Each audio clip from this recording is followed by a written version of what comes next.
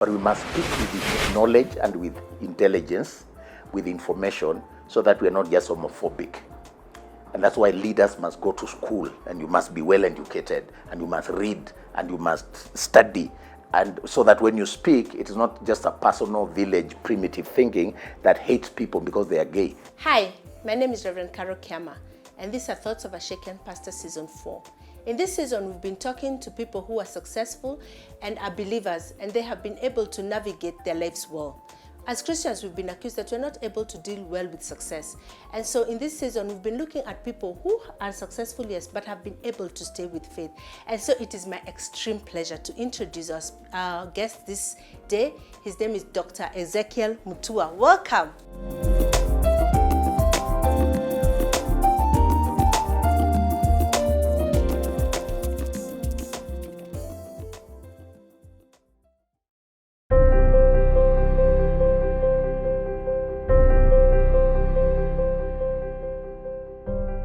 What influences me most in my life is the desire to see people get better.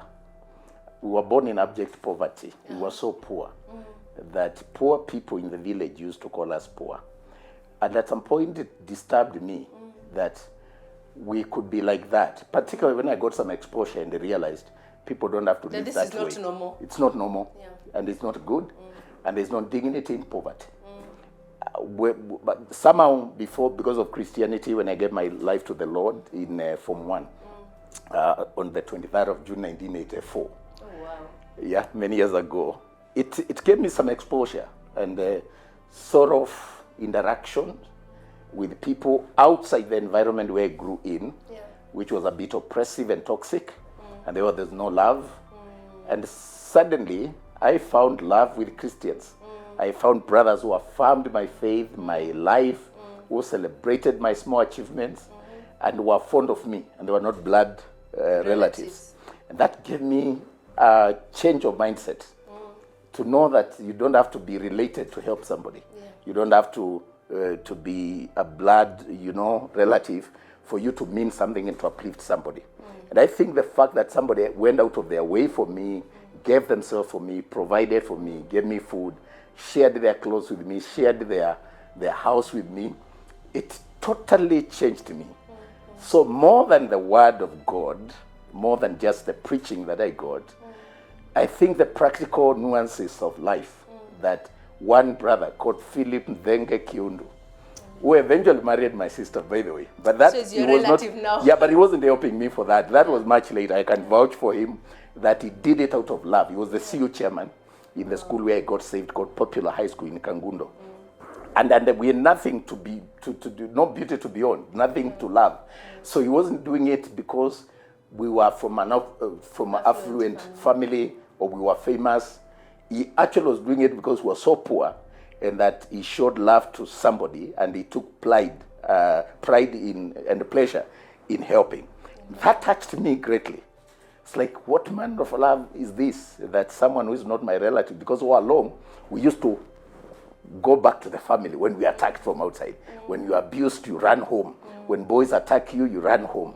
And our safety was just within the home environment as I was growing up, with our mom, our dad, my siblings, and so on. But here comes a new dynamic where somebody who is not related to me calls me a brother, stands by me, fights for me, stands by me in my weaknesses, and so on. That totally changed my perspective for life. Oh, wow. And so I always ask myself, suppose he wasn't there. Imagine. Suppose he missed that opportunity. There would be no Ezekiel Mutua without Philip Nthenge Kiundu, who is now my brother-in-law. Amen. And so every time I have that sense of urgency, that suppose I don't do it, suppose he didn't do it, suppose I miss an opportunity to make another Ezekiel Mutua. And so I'm very, very positive and very intentional about the things that I do, and maximizing opportunities, seizing opportunities, and doing the best that I can do. For better or worse, sometimes we get it wrong, but I walk by my convictions, because somebody meant a real impact by taking a decision and taking a chance on me, and I turned out the way I am. So it's about a testimony, a seed that was planted in me that grows in whatever environment I'm planted.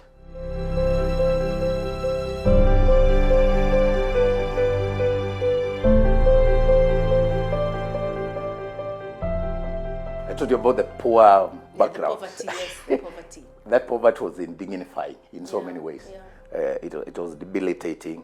And so even the way I went to school, I passed very well to go to Machakos High School. I topped in my school, scored points that were the envy of many, 3 out of 36 in the last system. Is it the last now? The second last. The second last. And I should have gone to a good school. Yeah. But we were so poor, not just in terms of material wealth, but even in mentors, and people could see that as anything. So it just passed as nothing. No celebrated, no nothing. But later on, a pastor nudged my mom to take me to school. And she got a beating from my dad for it, by the way. So later on, I was to learn. There were no phones or anything. I was taken to a very fast school. We walked for almost 50 kilometers. And we got there about 5, and she just left me there. But when the owner of the school, it was a Moindi called Patel, when he saw the points, he was like, "Are you kidding me? This can't be for this school." Because he used to absorb kids who had failed and give them an opportunity. In fact, that time there used to be an exam that had been abolished in the system, but it was allowed in some of those kind of schools that were poor and low in terms of grade to give you a sense of you went to secondary school. In case you go up to Form 2 and you don't proceed, there was KJSC. It was a Kenya's junior secondary school and UK exam that you would do, and it would give you a sense so that if you drop out in Form 2, you can say you went to secondary school. Yeah, it was for the poor and the ones who did not have ambition to go very far with their education. So I ended up in that school, and that's where I found this brother, in the Christian Union. And I remember when I strayed into, because I call it straying, because I was not going to attend a CU. I just had guys singing well. I didn't have anything. There was nothing to go to the room to do. This is in the same school? The same school. Yeah, same school. One afternoon, just I think the first or second day after I joined, the second day after I joined, these guys are singing very nice music. And so I walk in. It attracts me. That's why Christians should have good music. Yeah. It attracted me, so I walked in. And then they say, "Oh, welcome our brother, let's welcome him." And I was like, "Well, all right, it's a new one." So I get in, and of course the preaching and everything, and eventually they make an altar call, and I give my life to the Lord. Mostly because they affirmed me, mostly because they were singing well, but I also was looking for, how do I navigate from here? Where do I go from here? And I was hungry. I needed food. And I just needed somebody I could talk to. And these guys are singing nice music, wanaomtumainia Bwana, it was very inspirational, really. And it got me. So that's how I started my journey. So I get saved, and this guy follows me to know who are you, where you come from, and so on. I show him my results, and he can't believe it. So when did you come here? I tell him yesterday. So he wanted to know my story. So can we go to my house?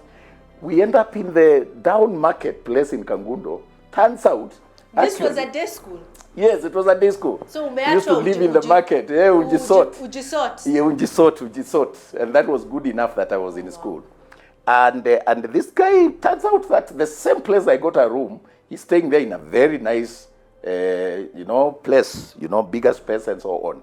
So we become friends. He's feeding me, he's cooking for me. Eventually I moved to his house, and we are staying together. He was ahead of me by 5 in terms of age. I think he was in Form 4 when I was in Form 1. So he became like my mentor and so on. Yeah. The mentorship I got was practical because I'm with him. He's getting visitors. He was a very famous guy. He's getting visitors who are people of substance, not crooks. They are not drugs dealers or these are serious people. Prayer. We are going to fellowship. That fellowship will be at the Kangundo Hospital, staff housing. Where there was also big people, madaktari walikuwa watu wakubwa sana. Mimi naona daktari. Tena tunaenda nyumba safi kama hii kwa daktari, na nimetoka huko nyumba za matope Mwala. Sasa this brother exposed me. Gave me great exposure. I always say there are 3 things that lead to greatness: education, experience, and exposure.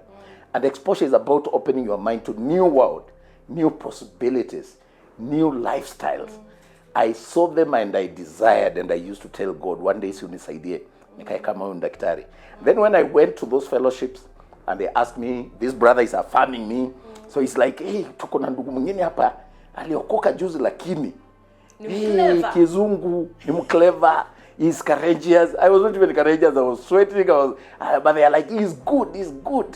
Let him give a testimony. The first testimony I gave, people gave me a standing ovation, the first in my life. And I was like, this is where I belong. So that's how I started my journey. We started preaching. I got known far and wide. I became a leader.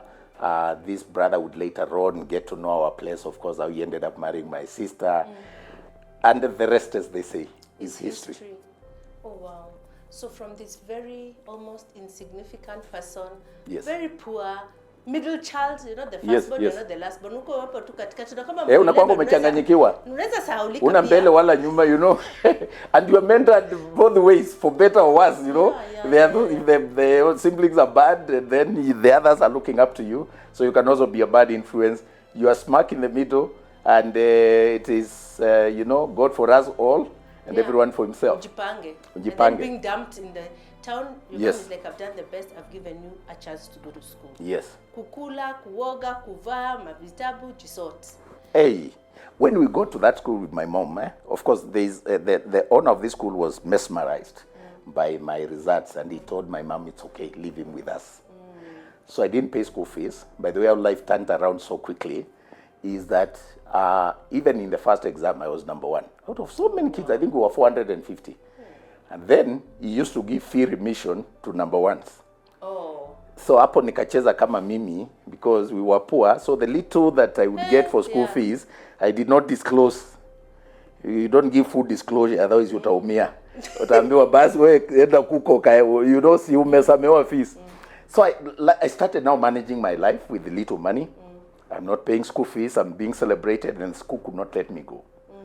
At least I was sure, if for nothing else, my education was catered for because of Mr. Patel and the school environment, because I worked hard. So it inspired me to work harder. And so I was not paying school fees. There was bamba harvest in Ukambani, so mom got some beans, she's selling beans, so we have some money, and she's able to cater for me. And then, like I told you, I go to school and I'm told, you're not paying. Oh, wow. Sasa niko na pesa kidogo, but I was careful to start investing and keeping that money and helping and, sorting out my siblings. And then when the chips are down, there's no rain or there's some need at home, I look like I have money and I'm providing. So that's how responsibilities came. Oh, wow. Yeah. Then we went back home, Pastor, and I preached to my family. My mom got saved, my brothers got saved, my sisters-in-law, and everybody. And our home to date is a huge Christian family. I think among my siblings, there are 4 pastors.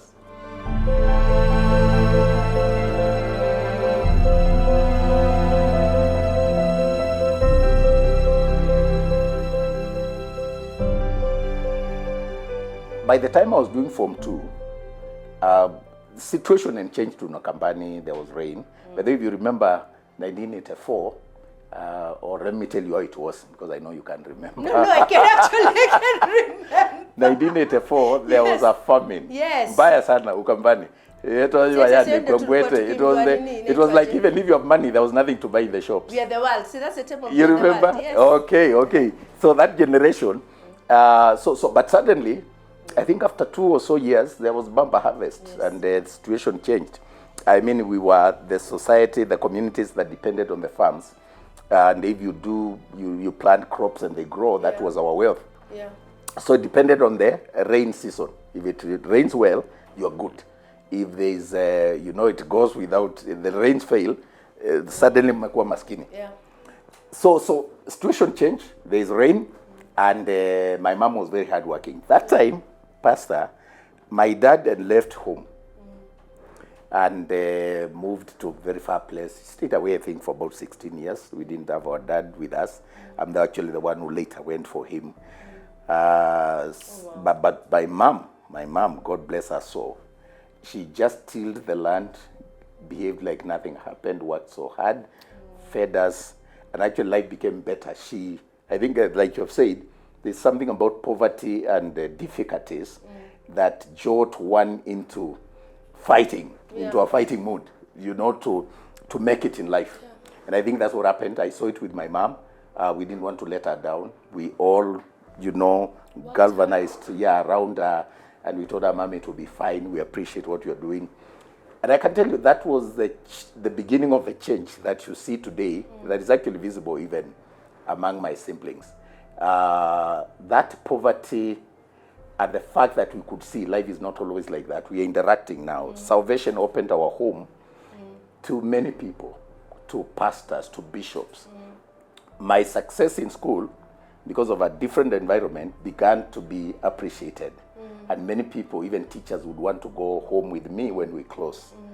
These brothers and these senior people working in Kangundo Hospital, we have made friends with big people, and they are all interacting with us. They can't believe I come from that poverty, you know.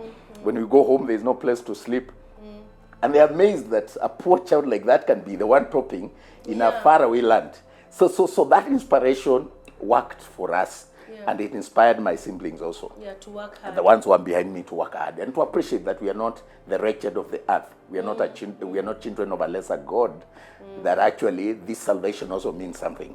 And I think, like I said, the combination of the preaching of the word and the practical support that we got from Christians like Philip and others, I think made a whole difference. Life became real. Christianity became real. Love became real. There are people walking with you, mentoring you, picking you when you are down, shaping you. We lived an authentic life. We made mistakes before them. They corrected us, guided us in the path that we ought to go. They would remind us of that poverty. They would, you know, and you would really get it. It's someone telling you, and he's not poor himself. And so it helped me to work hard and to invest in the things that matter, stay straight in the narrow, and avoid drama that would distract me from the focus. I was focused through education to change my life. I believed that education is an equalizer because it got me to interact with these people with whom I would have otherwise had no chance whatsoever to sit on the same table.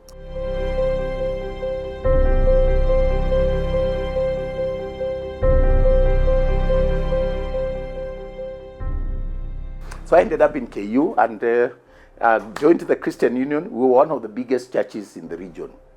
KU was a huge CU. Yeah. It instructed us. We were like a church. We were organized in every department with music equipment, choir, nini. We used to pick the best of preachers. The likes of Bishop Oginde were regular preachers then. Oh, wow. Dennis White was in Nairobi Pentecostal Church. All these guys, the likes of Callisto Dead, Bishop Masinde, those were the guys we would pick. The top, they were the cream de la cream of the preaching fraternity, and we would invite them. So we also wanted to feed our flock with quality, and we wanted to grow, and we wanted to connect with people in the marketplace who were standing for the faith. We were leaders. Then, like I told you, education is an equalizer. I started relating with a girl who is my wife now of 25 years. Went gone, me and manga in those schools that are not on Google Maps. But my wife went to Kenya High School from 1 to from 6. Allah. But when we meet at KU, who cares about where you came from? We are here. What are you doing? Well, what you put on the table is what matters. It is. Yeah. Once I was so famous, so there was no somebody who looked down on you because you come from, no. It was like you are here. And wow, the way you led the service, the way you did this. And we go for preaching and it would have huge impact. We were really, really on fire for Jesus. Amen. We made business. 1990 to 1994, I finished. And God is gracious. I was doing BA, by the way, and I really protested because I had such high points. I thought I would do law. And if I missed law, definitely I qualified for education and much more.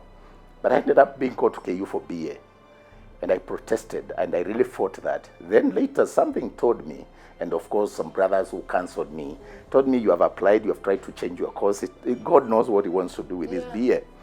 I ended up doing BA and doing very well. And I graduated with that BA, and I'm out here in the marketplace. You mentioned something about poverty, and the way it can inspire you to fight and confront your situations. That's another poverty. You have a BA, and I remember my roommate used to joke, it means bachelor of anything. So unatoka ukafanya nini exactly? What kind of a job? And I remember when I came out, and by the time we were finishing, I had befriended so many lecturers who wrote for me nice recommendation letters, beautiful letters. And I walked with those letters everywhere I thought I needed to work. I ended up in Nation.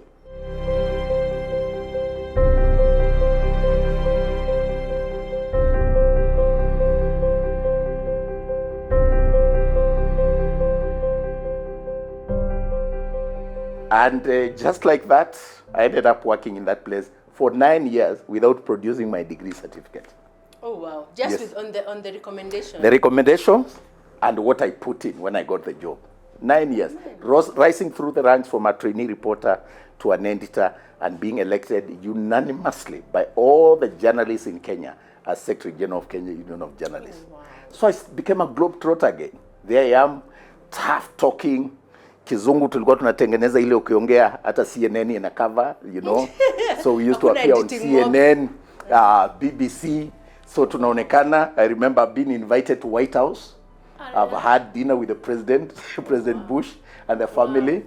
And suddenly the world changes. Can you imagine? And the dynamics, your perspectives of life become global.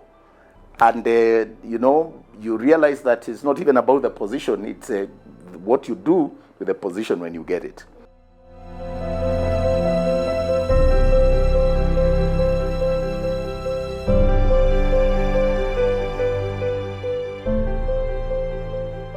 You know, God can get you out of a place that you'll be crazy, you'll be totally insane to forget. I think the impact of the turnaround when I gave my life to the Lord and the practical life that I lived, the interactions and the environments, made it a lifestyle. So that wherever I go, and this is what works for me to date, people know that I'm born again. I don't go into a place and I wait for them to discover. I say it by mouth. The Bible says, and they overcame by the blood of Jesus and the word of their testimony. Amen.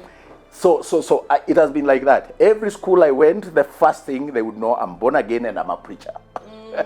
Okay? And I branded myself that way.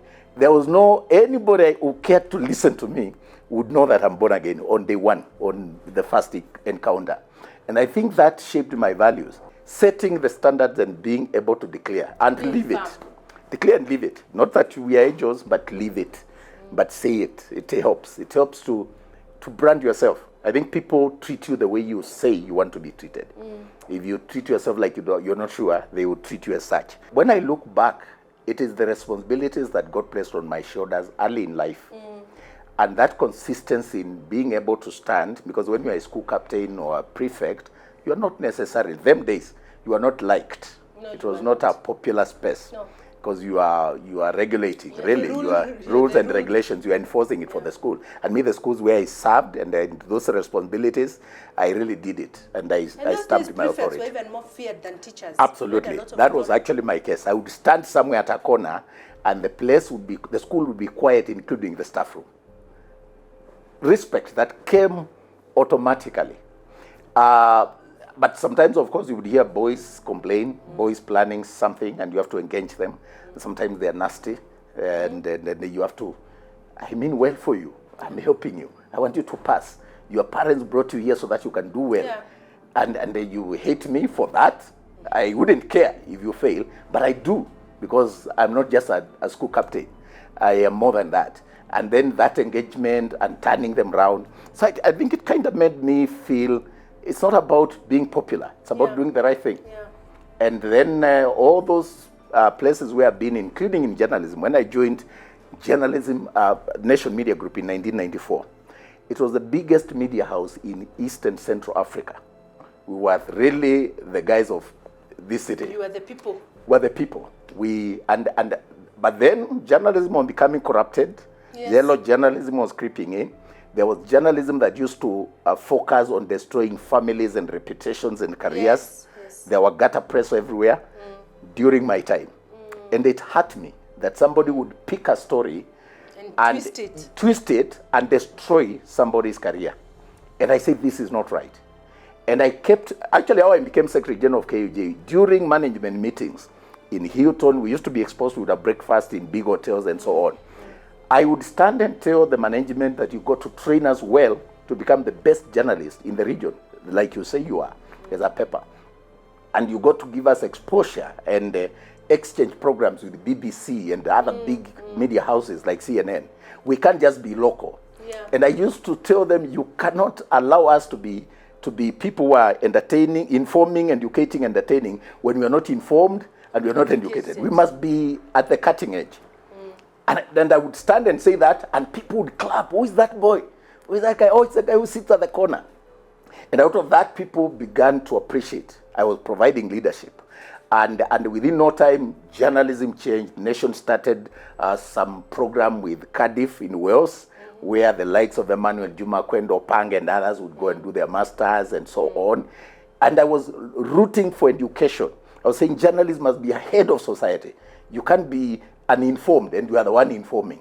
Yeah. Uneducated and you are the one educating. And I started pushing for us to go to school. Obviously, I got many scholarships, but I couldn't go because of my parents and that background. I passed them on. Between my first degree and my master's, there's 15 years. But I took all the local courses. There was a course started in USIU.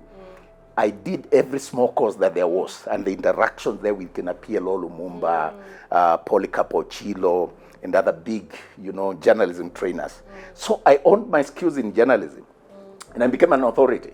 And within no time, journalists trusted me and elected me their Secretary General. So I started providing leadership way and early in life, and the people appreciating. Even great leaders. I remember one time when I was elected Secretary General of KUJ on the 21st of June, 2001, and the President Moi called me to State House.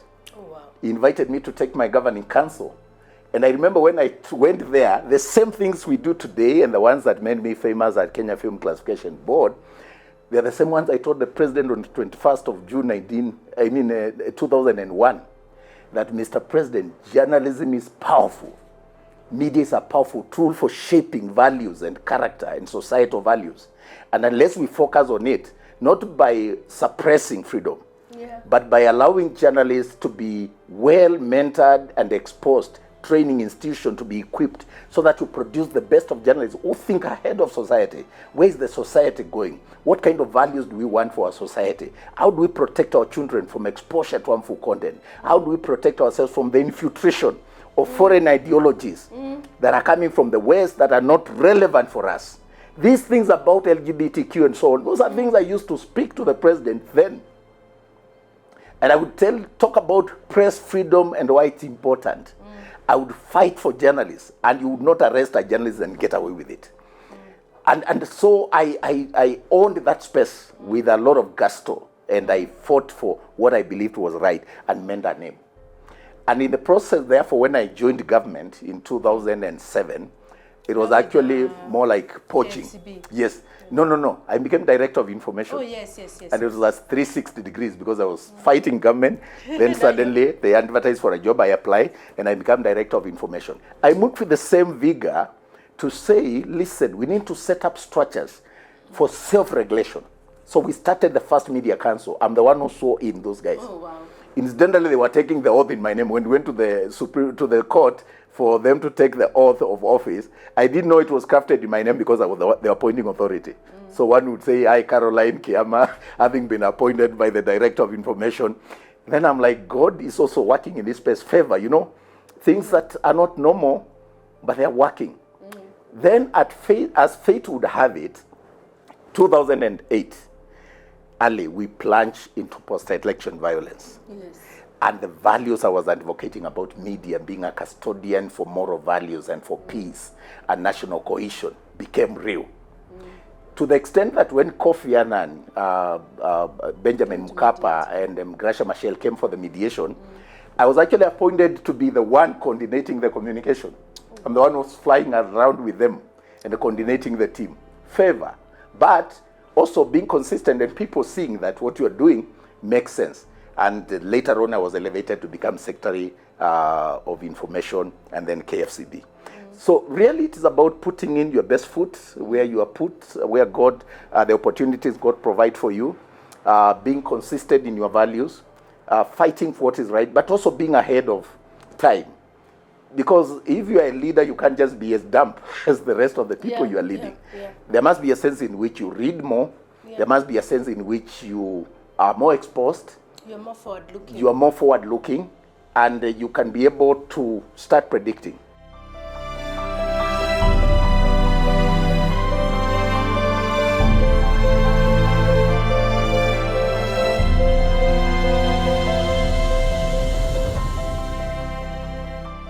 When I got to KFCB, it was just an ordinary, job. let me say, nondescript actually, organization down in Uchumi House. That people didn't really know Just about. rating and classifying films, that's all. When I got there, the first question in my first meeting that I asked the board, why do we rate? What is the purpose behind content rating. classification? And they were not sure, even in their banners and their communication, they were not sure. They just said we regulate, we classify films. But I say the purpose behind content classification is, for one thing, to ensure that films and broadcast content conform to Kenya's values, culture, and national aspirations. And I kept repeating it until every staff could say it. To ensure that films and broadcast content conform to Kenya's national values, culture, and national aspiration. And therefore, we must now know, it's like the people who are given the job of manufacturing guns. And then you don't ask, why are we producing so many guns? Is it there is war? Why are we doing it? So I told them the reason, and having just been Secretary of Information, the reason why this is important. With this new space now that has come with the digital migration, we are going to experience infiltration of all manner of filth from the West. Yes. Our values will be put to test. Yes. Parents will become irrelevant because they don't have as much time anyway with their children. But because of the culture of socialites and influencers and the celebrities, we are going to experience a bombardment of content that we have never witnessed before that will make parents, government, and church irrelevant unless they occupy that space. Yeah. So we must go the Nigerian way, where films, even no matter how culturally rooted, they end with "to God be the glory," because there is a very deliberate intention to affirm our faith and our values in what we do, including the content that we watch. And I took them to Dubai, I took them to California, I took them to Singapore. We used to take our board for training in Singapore. From a nondescript union that only occupied 15th floor of Uchumi House, we became a big institution.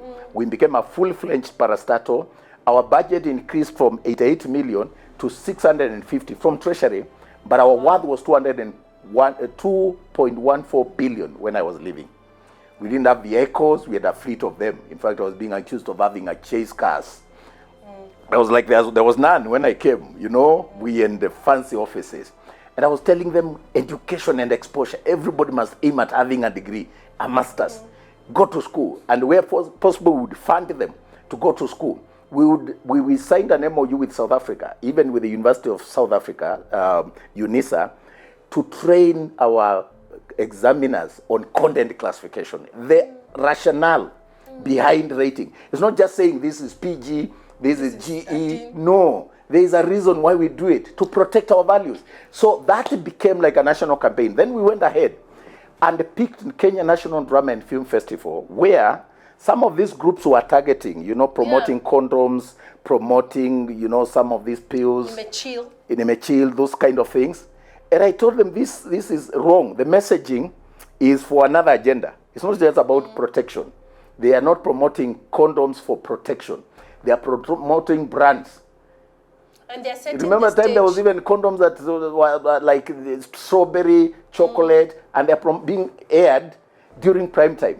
I said, hizo mutapeleka after 10. It's the law. Beer, take it after 10. You never advertise beer during watershed over my time and during my time. Kenyan breweries took me to court. We fought. I told the board, don't spend money. I'll go and prosecute that matter. 6 months, we won with costs. When I banned the first film, Rafiki, LGBTQ film, hell broke loose. Even government wanted to fire me. I told them this is the law. The law does not recognize homosexuality. Exactly. Even if it did, I would stand as a leader and say it is not good for us. It's not. It's against even those LGBT people, I used to engage them and ask them, wait, you are a product of a man and a woman. So how nonsensical is this idea that you want two men? So where did you come from? Where would we be to have this conversation? If our mothers married other women and our fathers married. And so I wanted to create a national conversation. I wanted parents to be involved. I wanted institutions of learning to be involved. I wanted religious institutions to be involved. And we funded Kenya National Drama and Film Festival, Music Festival. We created a national conversation. I tell you, it became so popular, and the narrative became so popular. You know, I was covered in Trevor Noah's Daily Show.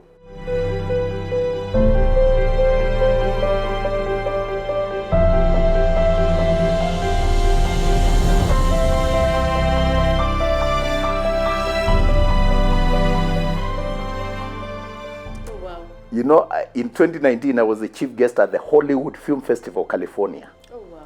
Fully paid first class. And I used to give talks at Google.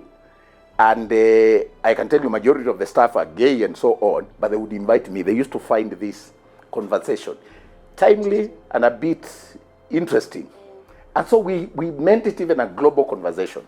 So when I see now the LGBTQ and the fight and what the government is going through, and the people are looking like it's a new thing. It's not a new thing. These are things that we saw, and we told the church, take your position, speak firmly against them. They are not good for us. We influenced the government. If you remember, President Uhuru Kenyatta at that time spoke firmly told President Obama, yeah, we are friends as America and Kenya, but there are things we don't share.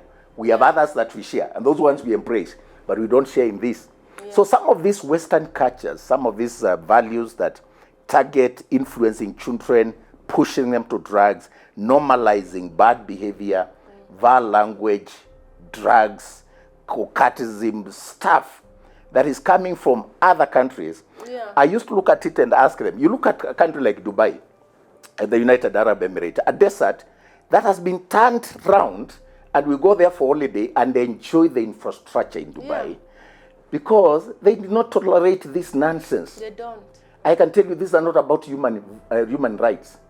There's a difference between your human dignity as a human being. There's a difference between antisocial behavior that destroys many to satisfy a few who are lost. Yeah. And I think there's no society that has ever condoned a situation where a few who are lost do not want to gel into the wider good. My argument has been this, Pastor Caroline, that a society is not just a geographical location. No, it's not. It is a group of people living together with shared and agreed values, cultures, and aspirations. And we say, this is how we want to live. So if you do this way, you are not part of this community. Yeah. If you don't want to abide by that, you are not part of this community. And you are free to go where that thing is preached and accepted. It is not accepted here. It's not hatred. It's not homophobia. It is just the fact that there are things Americans do that are not good for us. There are things we do that they don't agree, and it's okay. That's why diversity is good for us as human beings. So they can't force their cultures on us, and then we cannot allow the platforms and opportunities that God has given us for knowledge, education, interactions, and building relationships to be infiltrated. So the other thing that I was preaching and advocating for is create counter narratives. Yes. Create counter stories. If we allow these bad people, they are few, but they are so loud in social media. They are pumping every platform, TikTok, Instagram, with nudity, obscenity. Yeah. The culture of socialite is looking like a cool thing, you know, and our kids are watching. And because they celebrate these big people, these celebrities, these socialites, they admire them because somebody is posting in first class in a plane. So a young kid whose mind is not well formed thinks to be successful in life, you need to be like so-and-so. Don't you see how they live a good life? Some of it not even real. Some of it just created to influence certain perceptions. And because their values are shaped by our music, our content. There's a Nigerian poet who made a very profound statement. He says, if you want to poison a nation, poison their stories. Mm-hmm. Influence their stories and how they are told and make them toxic, hopeless, negativity, push vile language and obscenity. Let everything be toxic so that even in a movie, it is who will kill who first.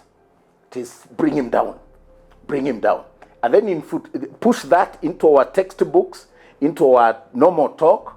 If you see a boy and a girl talking nicely, the normal thing is mutachana tu.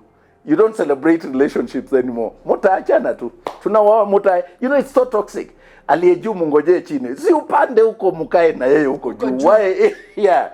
Mpanagazi ushuka. You know, those kind of things. And without knowing how powerful our stories are, our communication is, we normalize. This is what content does.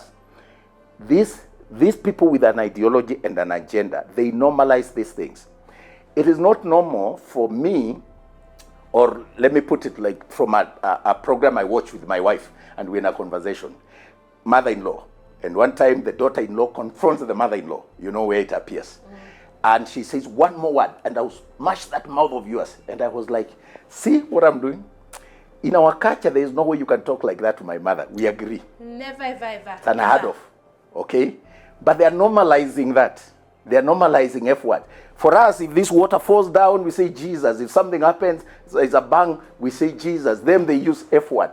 And we allow that, it becomes the normal thing. You socialize community into bad language. You socialize them into disrespecting leaders. So when a program appears on TV, where somebody is insulting the president and tearing him down and painting him black, where leaders are disrespected and looks normal, cool, and you think you're a hero if you insult a big person, an elder, if you insult the president, and you allow that to go on, and then we have no country. It becomes your platform for fame. We have no country. There's no heroism in insulting an elder, in insulting a parent, in insulting an instituted authority, God, government, parents. That's how we were brought up. That's how developed countries, including the Asian tigers, have gotten to where they are today. Yeah. They are where they are because the founding fathers were like Ezekiel Mutua, firm in their values, in what they believed in, unrelenting, no compromise. These are the rules, play by the rules. Yes, world is changing, but we have our own rules here. And you implement them from your house. We are the Mutuas and we don't use bad language. We are the Mutuas, and when somebody does something good to us, we say thank you. When we want somebody, excuse me. This is how we are. And the parents start doing that. Our content, our music, our films have that. Bad language, take it out of the watershed.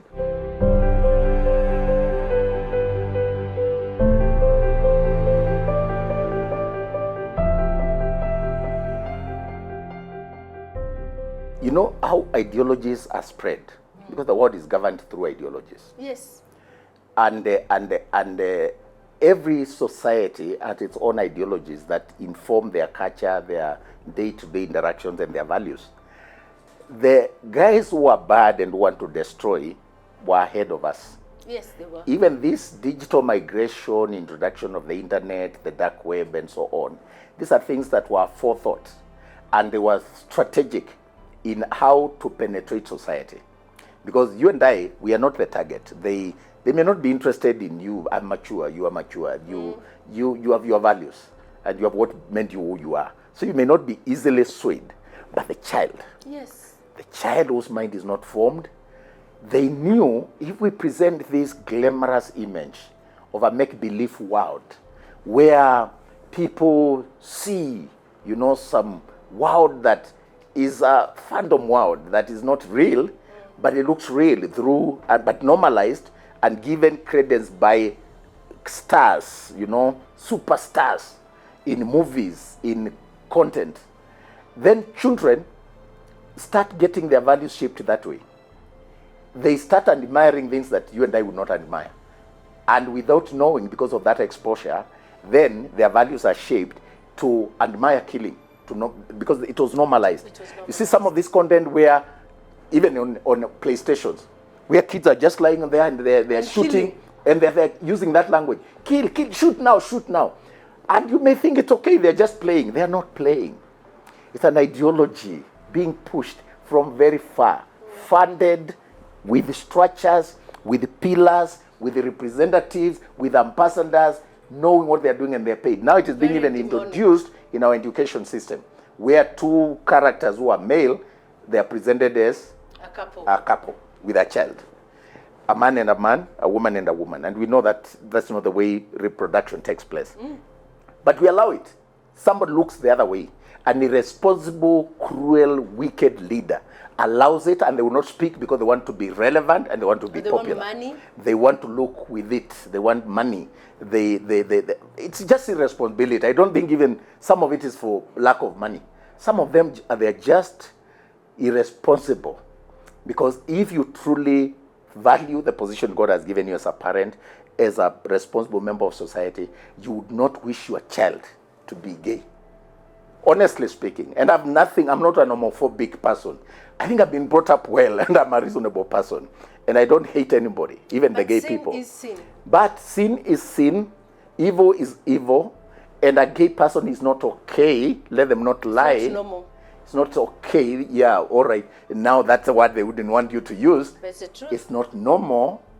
This and it's abnormal. Yes. But you say it that way, they brand you homophobic. And we get into a situation where now the wish of a minority become the rule. For the majority. And when you oppose it, you look like the bad character. That's what I went through at KFCB. And thank God I spoke firmly and stood my ground to the end, because right now as we speak, now there are many people, including the president, who have to say it. Yeah. They are confronted by a situation where you must declare your stand. What happened is we allowed it to be normalized, and it's difficult. Once it's planted in the mind of a child and becomes the compass through which they see the reality of life. Their reality of life is shaped that way because they have been exposed. And remember how marketing works. You've done communication. 21 exposures repeatedly on you, in your mind, innocently, and they are packing so well. Remember how beer used to be advertised, Imara kama Simba. In fact, they would even create an impression where if a man takes beer, he is more sexually active and you are macho. And everybody wants to be a hero. And this creation of heroes that are impended on foreign cultures, this is what our children want.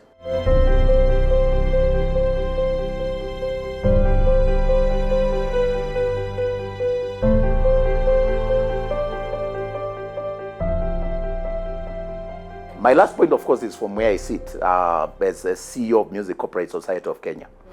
I have found that music is such a powerful tool. It is. For changing society, socio-cultural transformation. And if the government can invest in our musicians, they are talented, they have the talent, but they also need money. Yeah. So the moment you allow them, you leave them to their vagaries, they will create content that sells. And the content that sells today is the content that is sexualized, as bad language, as drama, and so on. If the government can invest in music and say we are going to work with musicians and content creators to use our stories and our music to reverse this moral decadence by speaking, by dancing, by celebrating our culture through music, through film, through art, and being deliberate and banning whatever needs to be banned so that LGBTQ is illegal. Yes, they can associate. I don't think, by the way, it has been allowed. What we are fighting right now is a Supreme Court ruling that says they can form an association. And that, even from a point of logic, is wrong. Because you can as well have terrorists forming their own association. So I think that's an easy battle. The bigger battle is actually the normalization of LGBTQ. Yeah. And the fact that this conversation keeps being aired. Exactly. And and even the way it is aired, we are not even being strategic to see the nuances, the hidden messages, the normalization, the way it is being meant to look cool. And an American ambassador speaks and makes it look like I am for the gay people. We stand for them. They're being marginalized. And I think we are not keen enough to say, what does it mean when the American ambassador speaks? So, what is the constituency that is listening? And then marginalized where? Exactly. And those are the conversations we need to have so that even our media can contextualize this story, because they think it's about context. I think it's not about them versus us. It's about saying, this is our problem, these are our children, these are our brothers and sisters, we have a societal challenge, and we are going to confront it as a country. From the top leadership, we are going to lay structures, and that's why I was saying music, art, all forms of media. We need to create counter stories, counter narratives that show the truth, because it's only that we are not bold enough to speak, but homosexuality is wrong in so many ways. Leaders are not supposed to just sit in the entire mosaic of society. They're supposed to be thinking ahead, seeing the country 50 years from now. What kind of a society are we going to have? Is it going to be a better society or worse?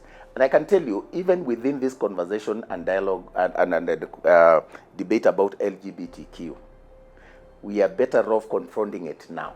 Yes. And talking about it now. Even for them who feel, whether you're straight or gay, confused, in between, the thing is, we as a people believe in family as the basic unit of society. It's in our constitution. When we push these things, they say, oh, you are promoting Christianity and you are promoting matters of faith and bringing them into leadership. And I was accused of that when I was at KFCB. And I was like, look at the preamble of our constitution. It says, we, the people of Kenya, acknowledging the supremacy of God Almighty of all creation. That is a fundamental grounding upon which the entire constitution, the preamble of a document, academic, legal, anything, the preamble is what sets the tone for the rest of the articles and subjects that are going to be discussed. And therefore, those of us who are in positions of authority, if we speak firmly and set this agenda, I can tell you in years to come, people look back and say, oh, so Mutua was not bad after all. By the way, I see that today. People are saying, oh, go back to KFCB. We miss you. We wish you were there. Now even people think LGBT is because I left KFCB. I am hearing that and I see it on social media.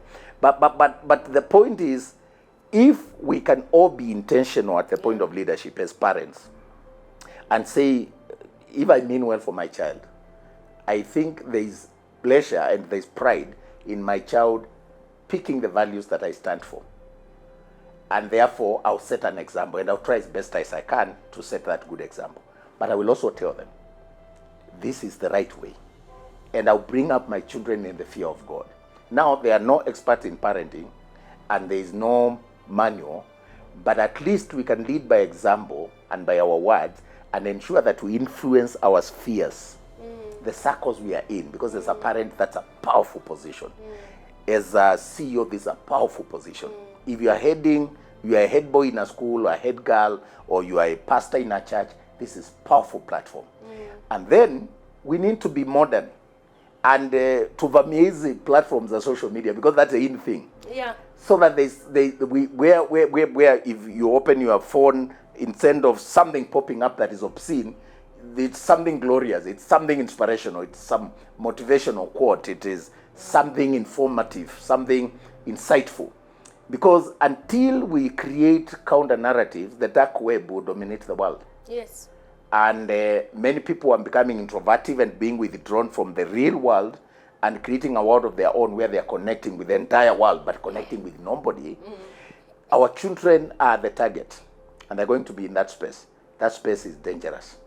That's how terrorism was brought into where it is and where the security of the entire world and where UN and the US and many countries and economies of the world have been destroyed by terrorism, and now we have to invest so much money to reverse terrorism, is because we slept on the job. Somebody slept on the job, somebody looked the other way because they were benefiting from it.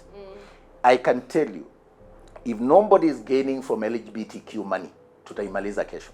But there are senior people benefiting. Very senior, I tell you, very senior. People in positions of authority, people in government who are beneficiaries or they're living that lifestyle. And so quietly, some of them are even married and they go, they parade their families, but they live a different life. Yes. They're gays, they're lesbians. And therefore, the church becomes the moral conscience, the custodian of our morality, to speak firmly and call evil evil. And then we set up structures and mentor our people to be as bold in pursuing that truth and saying it without fear or favor.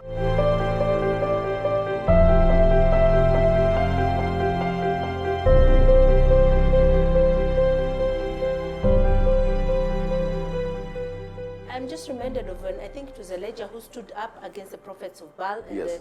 and Ashtoreth and all that. And then he said, and was asking God, I'm on my own. And God said, no, There's I have so a many remnant. others, yes. And I'm just here to tell anyone who's watching us and maybe feeling discouraged that there is a remnant. The church of Jesus Christ is undefeatable. God still has his people in different spheres. Some of us are paid by the church, some of us are paid by the world, but all of us have a moral responsibility to be salt and to be light. And I just want to say thank you so much for all that you're doing for the gospel, for all that you're doing, you know, to make your time here count for something. Absolutely. Now, looking back, just as we were winding up, at your younger self, you know, 30, 40 years ago, at that little boy who was standing there wondering, what am I going to do? I've been left. That story has stuck with me. You know, I'm just imagining you as a young person. You've been taken to school and mommy has left, and wondering, how will I ever survive? And seeing how far the Lord has brought you. You know, this same young man going into the White House to have, not just to meet the president and shake people's hands, Hatarani, but to eat with them. You know, for African, that says a lot. You know, you're a special going guest. Going to Hollywood and sticking with the greats, getting an opportunity to shape, you know, to be a voice. And that's all that God needs, you know, to just start the process of shaping, you know, what content our children are going to watch. What would you tell that young boy? I would tell them to be authentic, to be real. Because I think you can only make it up for so long. But being yourself and influencing the environment that you are in, and beginning to take responsibility at an early age. Because this is what I did. This is what happened to me. But I had models to look up to. My mother was, we buried her the other day as a matriarch. We celebrated my mom the best way we could. The world knew that I lost my mom. Because I celebrated her. I was like, a woman like that cannot be hidden. Yes. So when she got to 90, I started going public about my mother, every visit, everything. We lived a good life. And when she passed on seated on her seat after breakfast. She looked up, raised her hands, mumbled a few things, and died. And the Lord took her, went to the Lord.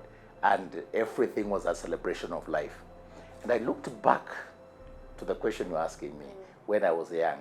I don't know what I would have been if my mother never withstood the challenges and the pain that she had to go through. Even when all the odds were stacked against her, there was no hope. She didn't have someone to support her. The environment wasn't right. She didn't have a lot of money.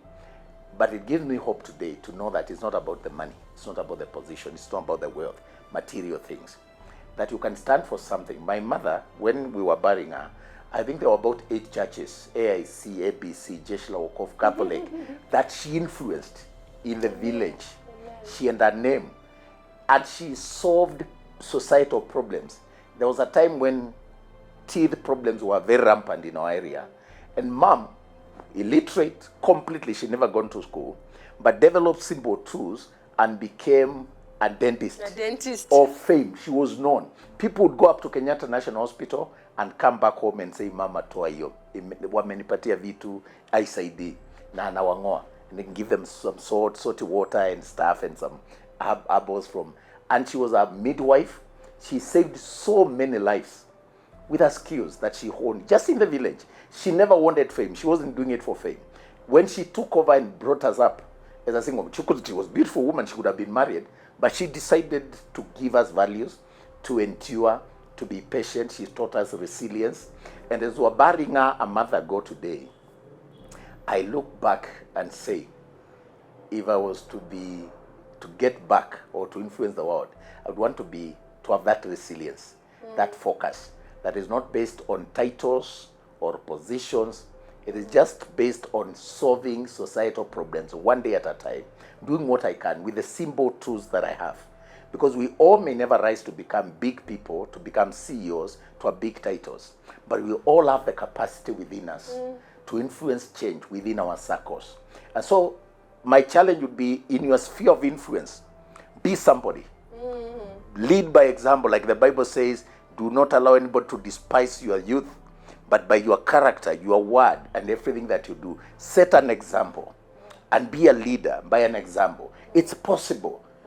And you start by simple things, just being courteous, being good, being nice, keeping time. There are simple things that we can do. We may not be all skilled and excellently talented to become superstars, but in our simple ways. You could be a cook, but a respected cook who is adored and admired by everybody. You could be a driver. You could be a village elder. You could be a teacher. You could be a pastor. You could be anything. But whatever position God has given you, by your character and your word, be an example to others to follow. Amen. Take it, right? Yes, absolutely. Okay, as a person in the music scene, we always do this. What is the song of your season? You know, the song that you can say, this song speaks about where I am right now. Oh, ninajua wewe Bwana uniachi. Amen. It's a Ruben Kigame. Yes, it's a Ruben Kigame. Na hata kuacha. Na hata niacha. When the chips are down and there's nobody to look up to and the situations are dark and the nights are low, I remember ulisema wewe Bwana utaniacha. Yes. And what is your favorite verse? And I know it also changes sometimes. You'll be surprised. It's the most common verse. It is John 3:16. But I tie it with 1 Corinthians 13. It's about love. For God so loved the world that he gave. And that's the important part that people don't emphasize. That he gave. That love is not love until you give it away. And that if you truly love, you'll do something. Love makes people do something. You'll see some poor young man going crazy and taking a bullet because of love. If we loved enough and loved the way of John 3:16, for God so loved the world that he gave, and did not just give water, serviettes, anything. He gave the most treasure. The Bible says he gave his only begotten Son, so that whosoever believeth shall not perish but have eternal life. The purpose was not just to help somebody with what is convenient, what you can do without. The purpose was intentionally loving to the point of giving what you treasure most and seeing the pain. And when you have a chance, even to look the other way, when you have a chance even to disengage, when you feel this is painful, it's not convenient, this is not, do I have to do this? And you still go ahead, and until the son says, Rama, Abba Sabakadhani, and my father, why have you forsaken me? And you still let it go to that extent, because God loved. My challenge is, the world needs more love. It can do with some bit of love. The world can do with some more love. The world, our families can do with some more love. The world would be a better place if we love just a little. And we allowed John 3:16 to mean something. Not just the love of God, but the element of sacrificing for the sake of others. That if I'm in a position to make another life better, I will not delay it. I will do it. If I get an opportunity to make this country better, trust me. And I kept telling God these things, Pastor. When I was a school prefect, I said, God, one time you can make me a CEO, and I'll be a wonderful CEO. God, one time you can give me money, and I'll use it to bless God's people. And I thank God that I am in that space. And I want to encourage Nyawaya people to know that the Bible is not just a story. The Bible is a moral compass that we can use, and the stories therein. Some of them are Jewish stories. A farmer went to sow seed. It means nothing to me, but the context of that, the context of John 3:16 means something to me because I appropriate it in my life every day to make the life a better place. And I live every day knowing there's a God somewhere. There's a higher being somewhere that watches over me. And that life is not just this life that I'm living, that there's another life thereafter. And so if I live this one well and exploit it fully, I want to die like Myers Monroe. I want to die empty. I want to have given it all and die empty. Thank you. Thank you so much. Asante. Maybe you're watching us and you're struggling with same-sex attraction, or the whole issue. We want to tell you that it's because we love you, that we're here to tell you that you don't have to stay that way.